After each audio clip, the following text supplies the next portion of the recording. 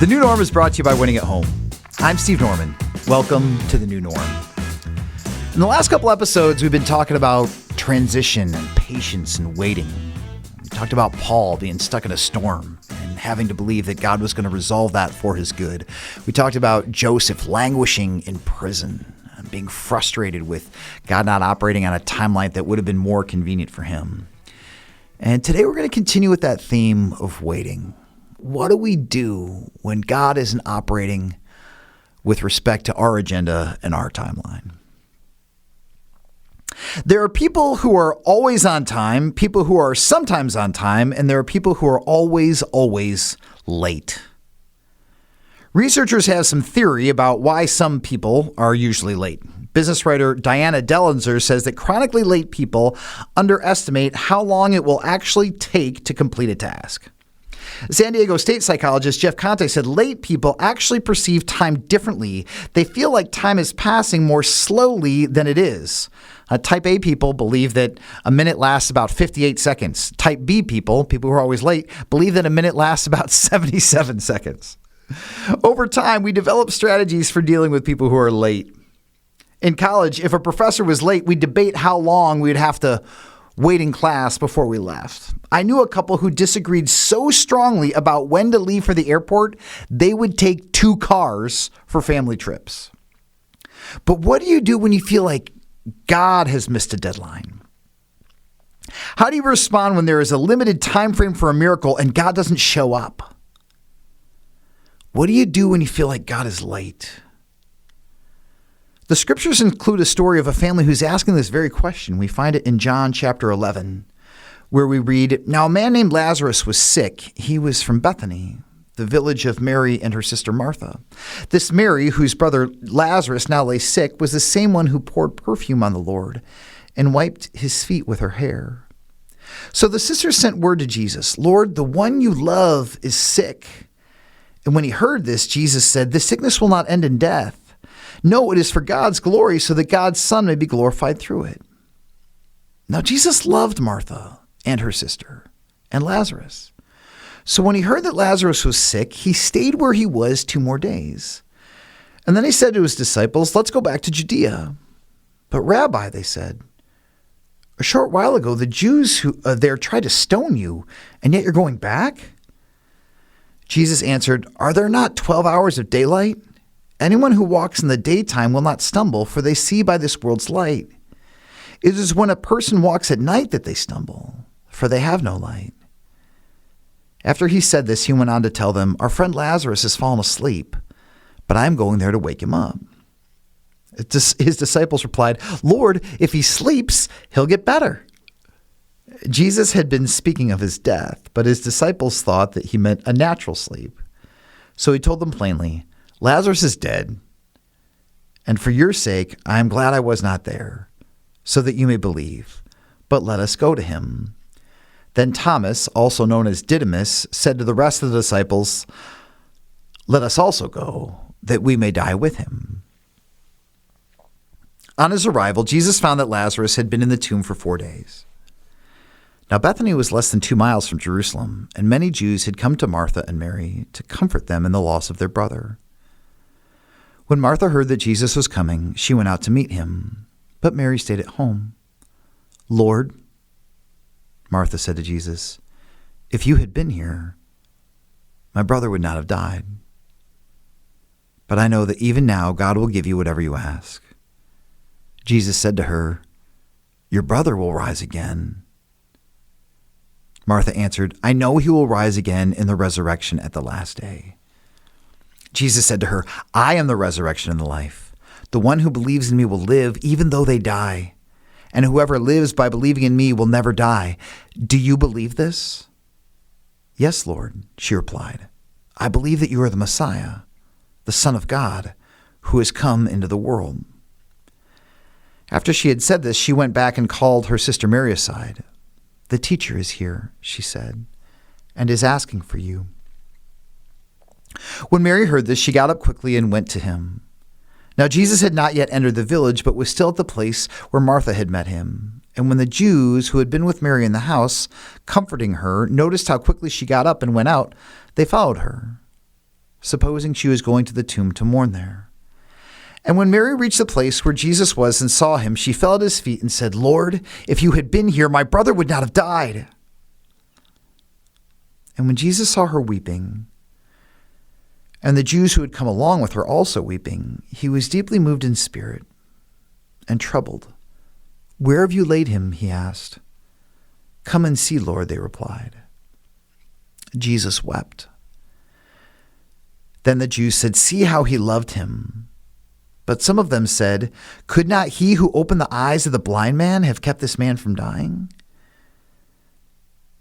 And Jesus, once more deeply moved, came to the tomb. It was a cave with a stone laid across the entrance. "Take away the stone," he said. "But Lord," said Martha, the sister of the dead man, "by this time there is a bad odor, for he has been there 4 days." Then Jesus said, "Did I not tell you that if you believe, you will see the glory of God?" So they took away the stone. Then Jesus looked up and said, "Father, I thank you that you have heard me. I know that you always hear me. But I say this for the benefit of the people standing here, that they may believe that you sent me." And when he had said this, Jesus called in a loud voice, "Lazarus, come out!" And the dead man came out, his hands and feet wrapped with strips of linen and a cloth around his face. Jesus said to them, "Take off the grave clothes and let him go." So how do we respond when the Lord is devastatingly late? I think we remember that his timing is perfect, that his definition is different, that his question is critical, and that his call is powerful. If you feel like the Lord is late, remember that his timing is perfect. In this story, in John 11, verses 6 and 7, the text says, "When Jesus heard that Lazarus was sick, he stayed where he was 2 more days, and then he said to his disciples, 'Let's go back to Judea.'" Apparently, Jesus stalls on purpose. I don't know what Jesus and his disciple did for 2 days, but I know that those days had to have been agonizing for Mary and Martha. You can see them alternating between who is with Lazarus and who's watching the road. And Lazarus, he knows he isn't well. He's losing strength and breath and consciousness. And imagine their horror when Jesus never shows. And what's worse, they know exactly where he is. In fact, they send someone to get him, and he refuses on purpose. Which is why Martha said to Jesus, "If you had been here, my brother would not have died." And it's why Mary fell at his feet and said, "Lord, if you had been here, my brother would not have died." There's the sense that God could have come sooner and didn't. I had a mentor once by the name of Tim Dearborn who was in a season of uncertainty in his vocational life. And he said, "I was praying for what's next, and I felt like God was saying, I have something for you, but you're not ready for it, and it's not ready for you." And eventually the pieces fell into a perfect place for him. So what's Jesus' first priority? In John 11:40, he says, "If you believe, you will see the glory of God." Jesus' goal is to see the Father elevated. So when we're waiting, maybe instead of praying, "God, will you move faster?" we should pray, "God, will you reveal your glory to me in all of this, no matter how it ends?" So when we're waiting, we start by remembering that God's timing is perfect, and then we move to remembering that his definition is different. In verse 11, he says, "Our friend Lazarus has fallen asleep, but I'm going there to wake him up." Jesus had been speaking of his death, but his disciples thought he meant natural sleep. Jesus has different names for death than his disciples do. It's sleep. Similarly, Jesus has different names for a lot of things that we care about too. Maybe success is not winning, but it's faithfulness. Maybe for Jesus, love is not a feeling, but it's a commitment. Maybe revenge isn't justified, but it's toxic.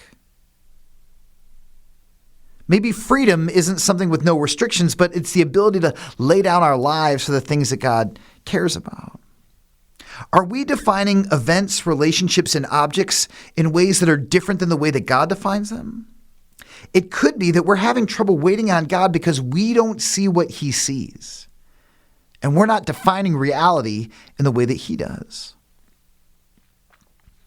Another step to survive a season of waiting, in addition to remembering that God's timing is perfect and that his definition is different, is to remember that his question is critical. Jesus is trying to encourage Martha when she's distraught. He says, "Your brother will rise again." And Martha says, "I know he will, on the last day." See, for Martha, resurrection was a cosmic event that would come to all of Israel, but was going to come later.